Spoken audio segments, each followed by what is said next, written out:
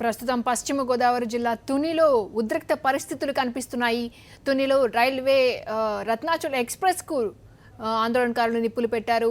4 బోగీలు మంటలు చిక్కుకున్నట్టుగా తెలుస్తోంది. 3 బోగీల్లో మంటలు ఎగిసిపడుతున్న దృశ్యాలు సాక్షి ఎక్స్క్లూజివ్‌గా ప్రసారం చేస్తోంది. దీంతో ప్రయాణికులు భయాందోళనకు గురై పరుగులు తీస్తున్నారు. మరింత సమాచారం మా కరెస్పాండెంట్ సతీష్ అందిస్తారు. సతీష్, చెప్పండి, అక్కడ పరిస్థితి ఏంటి?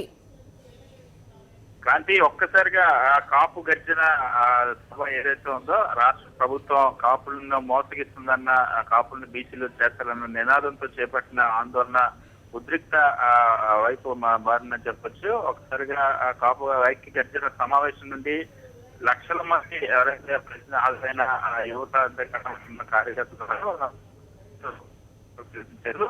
ఈ ఒక్కసారి ఆందోళన కూడా పూర్తి స్థాయిలో ఉద్రిక్త వాతావరణం దారితీసింది. ఇప్పుడు రత్నాచల్ ఎక్స్‌ప్రెస్ మధ్యాహ్నం 3 గంటల నుండి కూడా ఈ రైలు రోకో నిర్వహిస్తున్న కార్యకర్తలు మధ్యాహ్నం ఒక దశలో దాడి చేశారు. ఆ రత్నాచల్ ఎక్స్‌ప్రెస్ సంబంధించినంత వరకు కొంత నిలిచిపోయిన పరిస్థితి. ఇప్పుడు ప్రస్తుతం మనం చూస్తున్న విజువల్స్ చాలా స్పష్టంగా మంటలు చెలరేగుతున్నాయి. దాదాపుగా ఒక బోగి నుండి ఇంకొక బోగికి సుమారుగా 4 బోగీల వరకు ఈ మంటలు ఎగిసిపడుతున్నట్టు తెలుస్తుంది. అయితే ప్రస్తుతం ప్రయాణికులు ఎవరు కూడా ఈ మంటలు చెలరేగినటువంటి బోగీలో ప్రయాణికులు లేనట్టు తెలుస్తుంది. అయితే అక్కడే మొత్తం లక్షల మంది జనం అంతా కూడా ఆ ప్రాంతంలోనే ఉన్నారు.